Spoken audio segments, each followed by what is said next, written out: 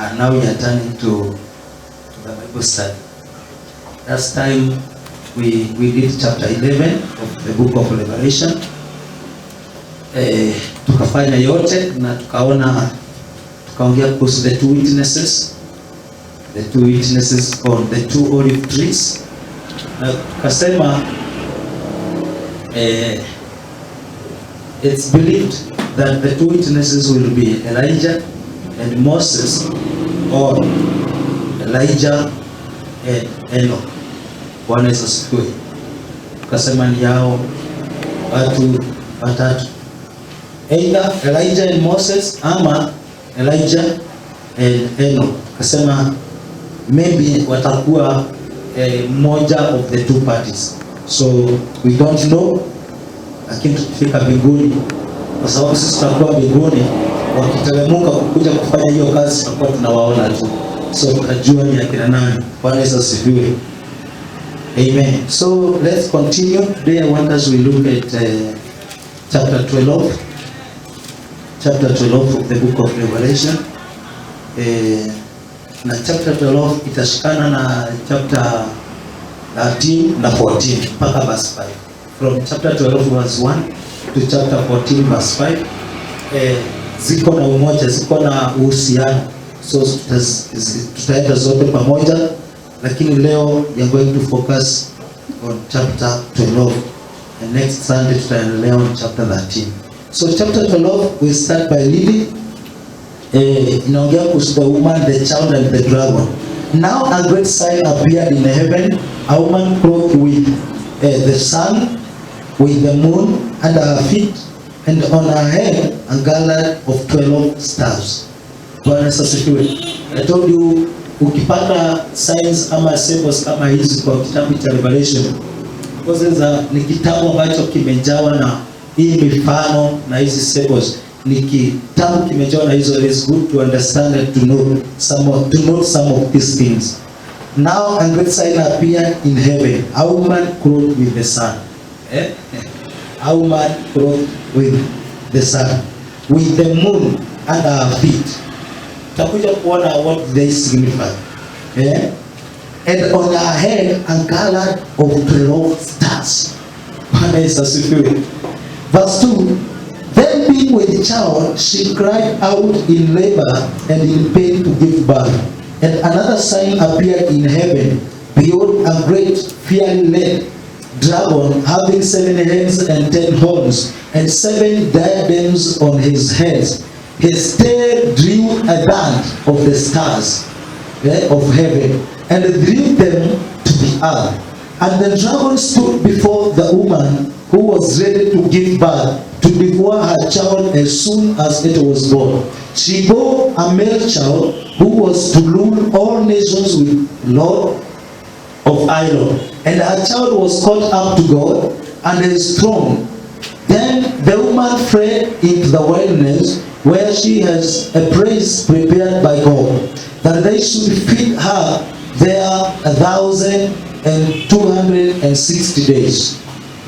And war broke out in heaven. Michael and his angels fought with the dragon, and the dragon and his angels fought, but they did not prevail, nor was a place found for them in heaven any longer. So the great dragon was cast out, that serpent of old called the devil and Satan, who deceives the whole world. He was cast to the earth, and his angels were cast out with him. Then I heard a loud voice saying in heaven, now salvation and strength and the kingdom of our God and the power of his Christ have come, for the accuser of our brethren, who accused them before our God day and night, has been cast down. And they overcame him by the blood of the Lamb and by the word of their testimony, and they did not love their lives to the death. Therefore rejoice, O heavens, and you who dwell in them, who to the inhabitants of the earth and the sea. For the devil has come down to you, having great wrath, because he knows that he has a short time. Now, when the dragon saw that he had been cast to the earth, he persecuted the woman who gave birth to the male child. But the woman was given 2 wings of great eagle, that she might fly into the wilderness, to her place where she is nourished for a time and times and half a time, for the presence of serpent. Just see verse 14. But the woman was given 2 wings of a great eagle, that she might fly into the wilderness, to her place where she is nourished for a time and times. It's good to note those words. For a time and times and a half of time. What is a person? Time, times and a half of time. That means inamaanisha aje hiyo? Yes, 3.5.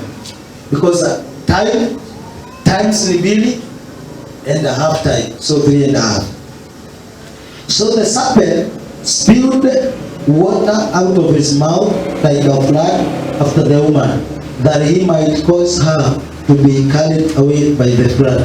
But the earth helped the woman, and the earth opened its mouth and swallowed up the blood, the flood which the dragon had spewed out of his mouth.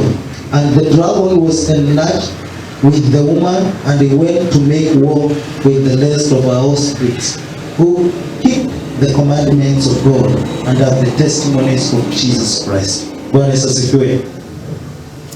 Kuna mambo kadhaa ambayo yanajitokeza katika hii chapter 12, chapter 13 and also chapter 14. But today wacha tuangalie chapter 12 peke yake. If you read verse 1 and 2 very carefully, inaongea kuhusu Israel. Bwana Yesu asifiwe. Verse 1 and verse 2 inaongea kuhusu Israel. Now a great sign appeared in heaven, a woman clothed with the sun, with the moon under her feet, and on her head a garland of 12 stars. Then being with child, she cried out in labor and in pain to give birth. Israel ni nchi ambayo ilikuwa na tribe 12. Bwana Yesu asifiwe. Na Israel inachukuliwa like a woman ambaye ameolewa. Bwana Yesu asifiwe. And they gave to a child, that this child is believed to be Jesus Christ. Bwana Yesu asifiwe. So in verse 1 and 2 inaongea kuhusu Israel. In verse 3 and 4 inaongea kuhusu Satan. If you read verse 3 and 4, there's about Satan. And another sign appeared in heaven, behold, a great fear-led dragon. Yes. Inaongea kuhusu Satan. In verse 5 and 6 of the same chapter, inaongea kuhusu Jesus Christ. She bore a male child who was to rule over all nations. Yes, true. Jesus Christ was to rule over all nations. In verse 5 to 6. In verse 7 to 17 inaongea kuhusu Michael ambaye walipigana na watu na jamii yote ya shetani huko mbinguni, na shetani akashindwa, ndio akateremshwa mpaka duniani. Bwana Yesu asifiwe. So verse 1 to verse 2 Israel, verse 3 to verse 4 Satan, verse 5 to 6 Christ, 7 to 17 Michael. Tutaangalia chapter 13 next week, ni ambayo nitawaambia inaongea kuhusu nani, tukiendelea mpaka 14. Kuna vitu 3 ambazo zinajitokeza, lakini tutaziona pale chini yake. Bwana Yesu asifiwe. Like a woman clothed with the sun, the moon under her feet, and the crown of 12 stars upon her head. Sasa hiyo ndio nataka tuangalie in details. What are these things? Who is the woman clothed with the sun? Is the question. Who is the woman clothed with the sun? This represents the nation of Israel. Israel is defined as a married woman. Now, there are a few verses about tunaweza pata in the book of Isaiah, chapter 54 and verse 1. Isaiah 54 and verse 1. Tuone kwamba Israel 54 verse 1, the Bible says, "Sing, O barren, you who have not borne. Break forth into singing and cry aloud, you who have not labored with child. For more are the children of the desolate than the children of the married woman," says the Lord. Yes, Israel is referred as a married woman. So a woman clothed with the sun inaonyesha this is nation Israel. Also soma the book of Hosea chapter 2 verse 1 to 23, utapata the same thing. Symbols used in the book of Revelation ziko na ile uhusiano katika Old Testament. Kuna mambo katika kitabu cha Old Testament ambayo iko na uhusiano na mambo ambayo tunapata in the book of Revelation. Bwana Yesu apewe sifa. Kama gani? Kuna mambo ambayo iko katika kitabu cha Revelation na tukiangalia mambo mengine iko Old Testament kama inapelekana.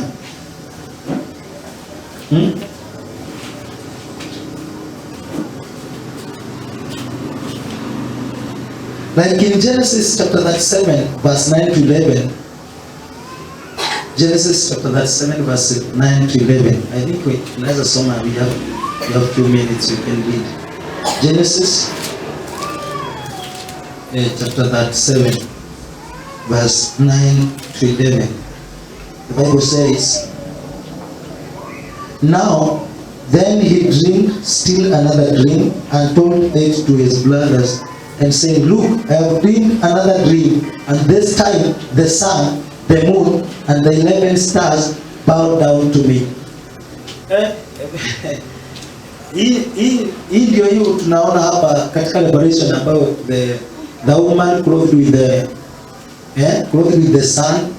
Pia tumeona moon hapo bado, na tumeona 12 stars. But Joseph saw 11 stars that bowed unto him. Why did he saw 11 stars first of all?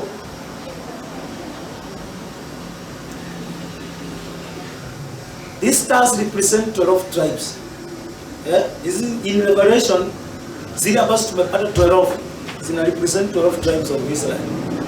But Joseph ameona 11, why not 12? Because he was to produce the 11th star. Yes, thank you. He is the 12th star. Bwana Yesu asifiwe. That's why he saw the other 11 bowing unto him, because he is already the 12th star. Bwana Yesu apewe sifa. "And 11 stars bowed down to me. So he told it to his father and his brothers, and his father rebuked him and said to him, What a space dream that you have dreamed. Shall your mother and I and your brothers indeed come to bow down to the earth before you?" Tunaona hapa moon iko, mwezi uko chini ya miguu yake. Bwana Yesu apewe sifa.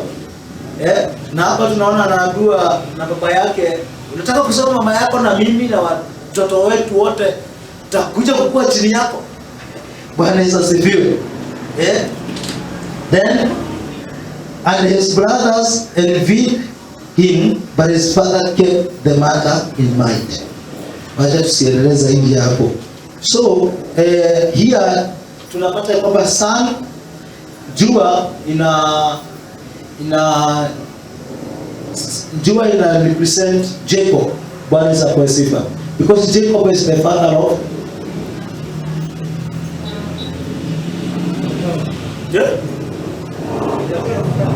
Yes, Jacob is the father of the 12 tribes. And one of those 12 tribes is Joseph. Sidio?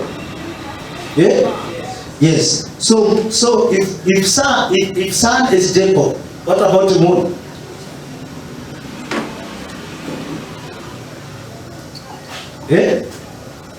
Kama jua ndio baba na mwezi, Would it be that they are the descendants? Would it be that they are the descendants? No. Descendants are the stars.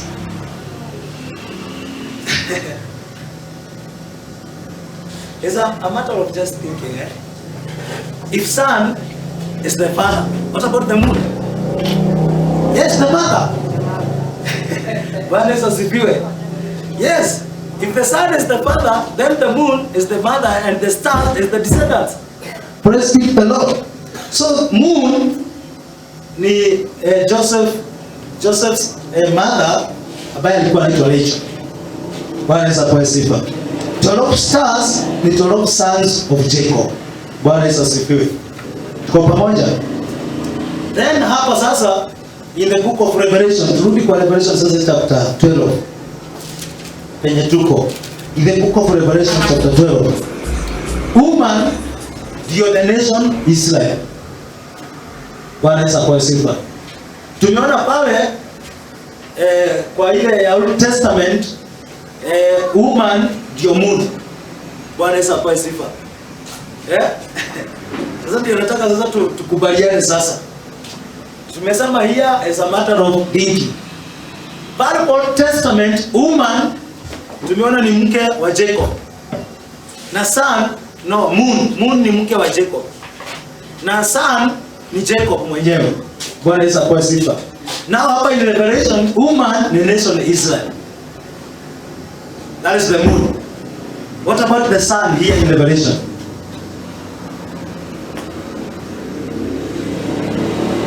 Israel is married to who?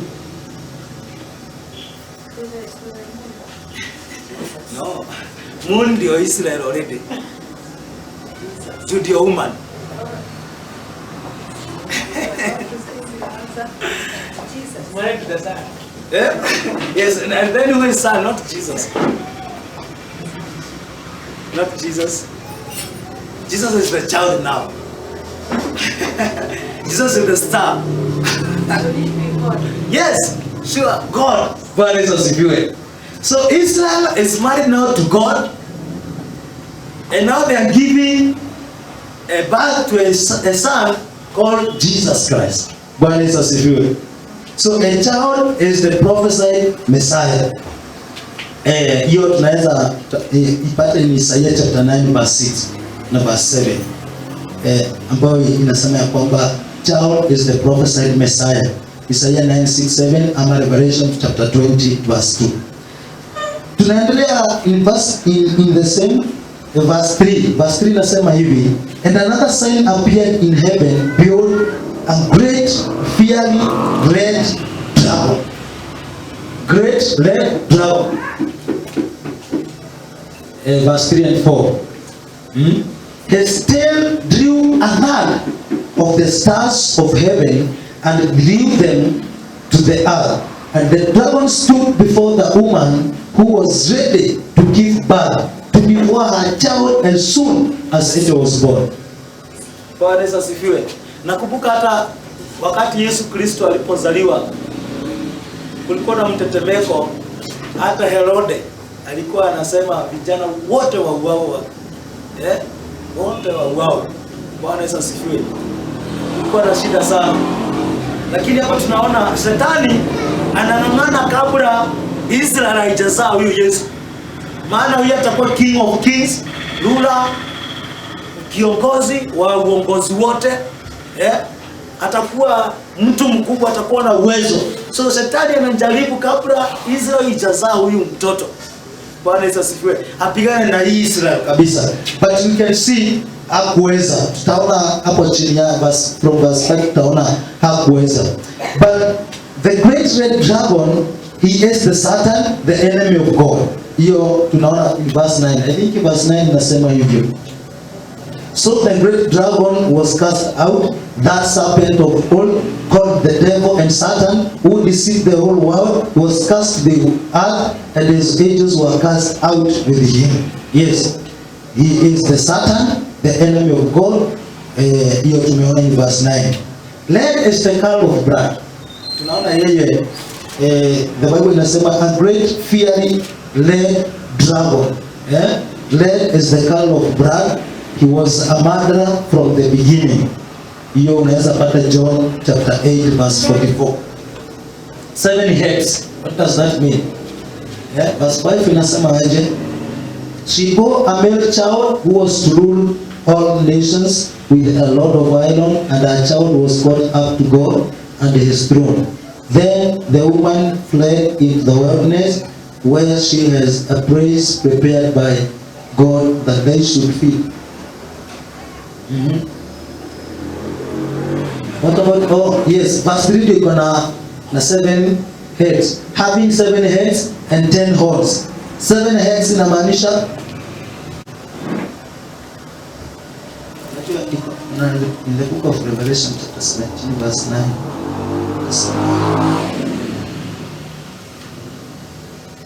Yes, and angalia Revelation chapter 17 verse 9. Inasema hivi, Revelation 17:9, those wanataka tuende mbele. Here is the mind which has wisdom. Here is the mind which has wisdom. The 7 heads are 7 mountains on which the woman sits. 7 heads are 7 kingdoms represented by mountains in Revelation 17:9, plus 7 kings in Revelation 19 verse 9. 19 verse 9 nasema, then he said to me, light, blessed are those who are called to the marriage supper of the Lamb. And he said to me, these are the true saints of God. And I fell at his feet to worship him. But he said to me, see that you do not do that. I am your fellow servant and your brethren, who have the testimony of Jesus. Worship God, for the testimony of Jesus is the spirit of prophecy. Yes. So I think it's not chapter 19 about the 7 kings.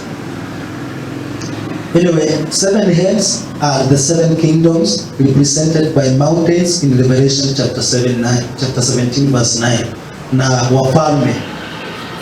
In these 7 heads, in these 7 kingdoms, they are not very clear where they shall be established. In which part of Babylon. Haijulikani zitakuwa wapi. But 10 horns are 10 Middle East kings to be given authority for a belief period. Revelation 17:12-13. Hiyo takuja kuona. Antichrist kingdom will be based in Babylon. Oh, Antichrist kingdom will be based in Babylon. Au wapiga Kristo. Huyo mpiga Kristo ambaye atakuwa anatawala for 7 years tribulation. Remember, 7 years tribulation is divided into 2. Miaka 3.5 bado itakuwa tribulation, but haitakuwa na shida mingi. Itakuwa na shida tu kidogo. Na ukipata kashida katatuliwa. But in the other 3.5 years itakuwa great tribulation. Bwana Yesu apewe sifa. Hiyo sasa itakuwa dhiki kuu ambayo sasa watu watateseka sana. So Antichrist will rule for hiyo miaka 7. But during his kingdom, headquarters zake zitakuwa Babylon. Huko kwa mfalme alikuwa anaitwa Nebuchadnezzar ama ni Belshazzar. All of them. 7 clouds in verse, is it in verse 12? Verse 7 clouds. Okay. Oh, it is the same. It is the same about the clouds. 7 clouds. These are 7 kingly clouds. It was known as victorious cloud of honor. Oh, tunakumbuka, unajua ukienda kwa zile nchi ambazo zinaongozwa na king, kuna clouds wanavalia. Wakati mwingine wanapenda kuwatch Nigerians zenye zinahusiana na mambo na kingdoms. Unapata king kuna kofia na valiaga, na akiwa ana hicho kikofia kuna symbolization hawezi make kwa nchi, kuna mambo hawezi rule kwa sababu powers, forms of powers ana. Bwana Yesu asifiwe. Niliwatch moja kijana kakaiba hiyo kofia. Wakasema kingdom is in crisis. Kwa sababu kofia iko na kuna mambo hawezi amuri ya kingdom akiwa na hiyo kofia. So 7 crowns ni ambayo au kings watakuwa wamevalia, na hizo crowns ni za kuonyesha authority na nguvu ya hiyo kingdom. The tail draw 1.5 part of stars. A half I have part of stars. Stars tulipata ni ngapi? Tulipata ni 12. Yeah? So I have zitakuwa nusu. But here the Revelation inaongea about different thing about the 12 tribes. Inasema, and those are part of stars, that is heavenly bodies. Stars is also another name of angelic beings. Kumbe hata angels kwa Biblia they are referred to as stars. Yes, ukisoma kitabu cha Job, the book of Job chapter 38 verse 7, utapata ya kwamba stars is also another name for angels. Bwana Yesu asifiwe. Yes. Man child.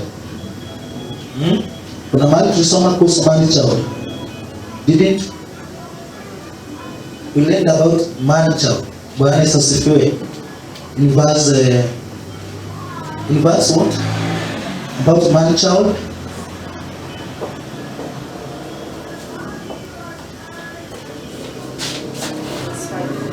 Verse 5.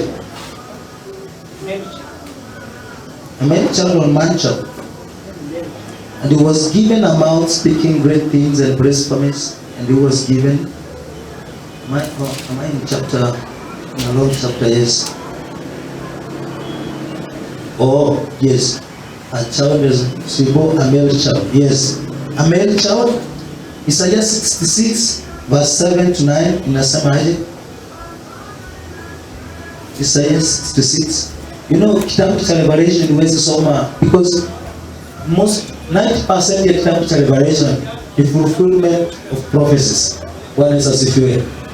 So unapata prophecies zitolewa na akina Isaiah, Jeremiah, Mika, Zekaria, all those prophets, major prophet and minor prophet. Their prophecies walipeana and most of them will be fulfilled. Some have been fulfilled during the reign of Jesus Christ on the earth, and others will be fulfilled in the book of Revelation. So ukiona tunalifaa kwa kitabu cha Isaiah, unapata labda huko ilikuwa prophecy, but sasa kwa Revelation itakuwa fulfillment wakati itakuwa ikifanyika. So Isaiah 66 mwenye amefika hapo. Yes, Isaiah chapter 66 and verse 7.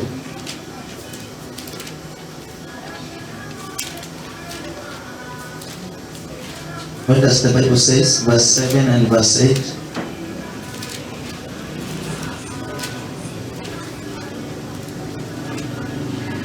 Okay, 6 verse 7. Before she was in labor, she gave birth. Before a pain came, she delivered a male child. Who has heard such a thing? Who has heard such a thing? Who has seen such things? Shall the earth be made to give birth in one day? Or shall a nation be born at once? For as soon as Zion was in labor, she gave birth to her children. Shall I bring to the time of birth and not cause delivery? Says the Lord. Shall I who cause delivery shut up the womb? Says your God.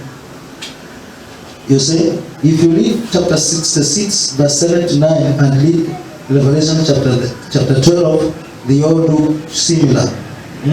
They are the same. This will happen in the middle of tribulation. Bwana Yesu asifiwe. Male child is a reference of a special group of Jewish believers who totally devote themselves to the Lord during the first 3.5 years of tribulation. Male child is a name given to a special Jewish believers ambao totally waliamini kwa Mungu peke yake. And who are those people? We've read about them. Watu ambao wakutaka watu ambao mpaka wakati 4 angels walikuja kumaliza dunia, Mungu mwenyewe alituma malaika mmoja akamwambia, kwanza shikilia kalamu yote kwa dunia mpaka nisiri watu wangu ambao haijawahi abudu kitu kingine, wakisimama tu na kalamu mpaka wakakuwa siri. Who are those people?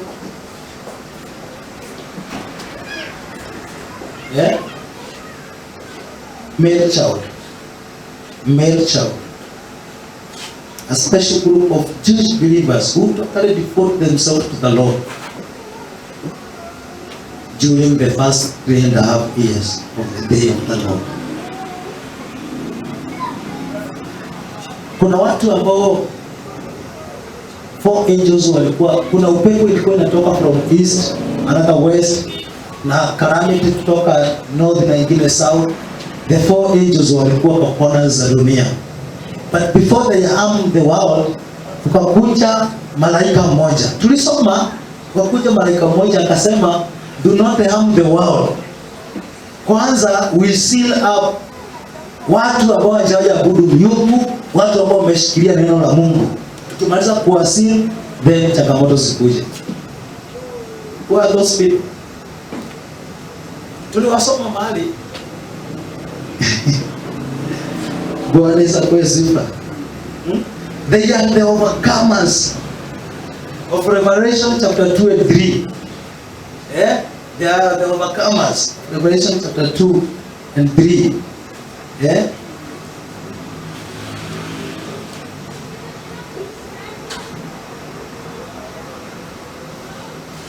We cannot remember them. There? Bwana Yesu. There were 44,000. Bwana Yesu asifiwe. There were 44,000. Those are the people ambao hapa wana qualified as to male child. They are the overcomers, and these people, they are those believers who will overcome the evil as a result of their faith and obedience to God. That way they shall be sealed, wasikutane na calamity yoyote katika dunia.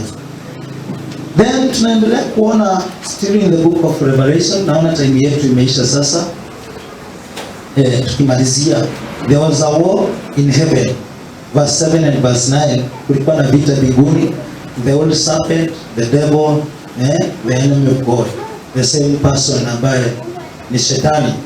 Ako na majina mengi hapo, anaitwa the old serpent, the devil, Satan, enemy of God. Hiyo ni majina yote anapatiwa. In verse 13 na 14 tunaona about wilderness. Wilderness. Israel will flee Jerusalem and Judea to the mountains and then into the wilderness. Hii mountains sasa ni zile kingdoms ambazo tumesoma tukaona ya kwamba kutakuwa na kings. Bwana Yesu asifiwe. The 7 kingdoms and 7 kings. And we've seen ya kwamba watatoroka from Jerusalem and Judea waende to these mountains kwa hizi kingdoms. Na tuliona ya kwamba these rulers watapewa nguvu for a period of time. Bwana Yesu asifiwe. Ndio ajaribu kuangamiza hawa. That why wamepotea wakaenda kwa hizi, alafu then from hizi wataenda to the wilderness. Ni kama tu vile ilikuwa kwa Exodus. Wanatoka from one kingdom wanaenda wilderness hivyo. Wakienda kupeana kwa maadui. Vitu kama hizo. Wings of great eagle represent God's divine protection from her mother. Tunaona ya kwamba in verse I think it's 15. Is it verse 15? Verse 15. So the serpent spewed water out of his mouth like a flood after the woman, that he might cause her to be carried away by the flood. But the earth helped the woman, and the earth opened its mouth and swallowed up the flood which the dragon had spewed out of his mouth. And the dragon was enlarged. Yes.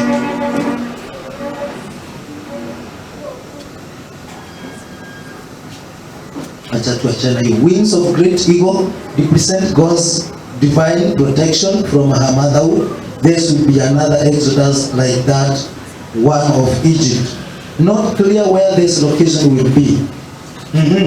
Isaiah chapter 26 verse 20 has shed light on this period. Hatutasoma Isaiah 26 verse 20, but tunaweza enda on your own ujisomee.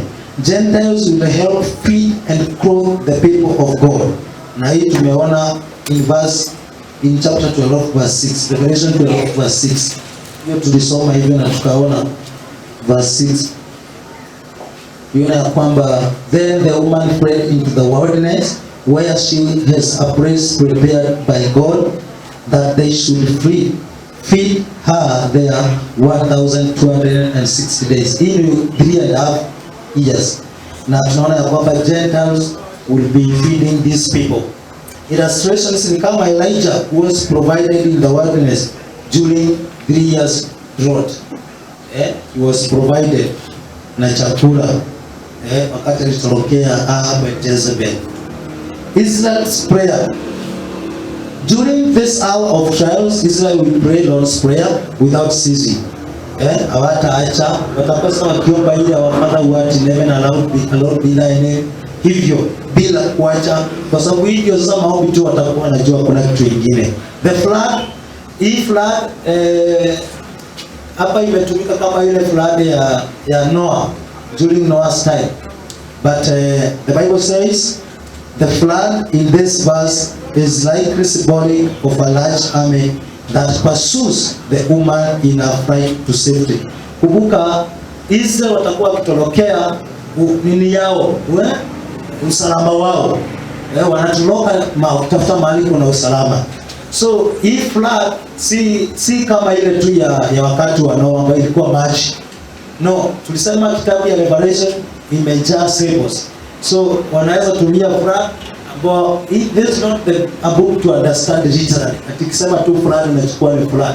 No, kitabu ya Revelation imejaa symbols. So inamaanisha ya kwamba ni watu wengi ambao watakuwa na fuata au kama vile wana wa Israeli walifuata na watu wa Misri wakitaka kuamaliza katika pale karibu na Red Sea, all those things. So after Satan will be defeated to attack the woman, he will turn his attention to the remnant of her seed which keep the commandment of God. Au tumesema ni wale watu 144,000. Finally, there are two observations I want us to see. Two observations we can see from the book of Revelation chapter 12. One, according to Apostle Paul today, we are engaged in a spiritual battle. Bwana Yesu asifiwe. Tunaona huko mbinguni kutakuwa na vita. Kulikuwa na vita ya shetani na malaika wake na watu wa Mungu wakiongozwa na Angel Michael. Lakini shetani akashindwa na akaachiliwa huko duniani. So baada ya shetani kukuja huku, unafikiria huku kuna amani? Hakuna amani. So we are in a spiritual battle. Bwana Yesu asifiwe. And fighting with the heavenly praises, heavenly realms, and also fighting with the Satan who has authority over this world. So therefore, we should know that we are engaged in a battle. But in every time we are fighting, in every time we are engaged in this battle, we should have something in our mind that we are more than conquerors. Bwana Yesu asifiwe. Paul also anatukumbusha hivyo. We are more than conquerors despite being in a spiritual battle. So may the Lord bless you and may the Lord do you well.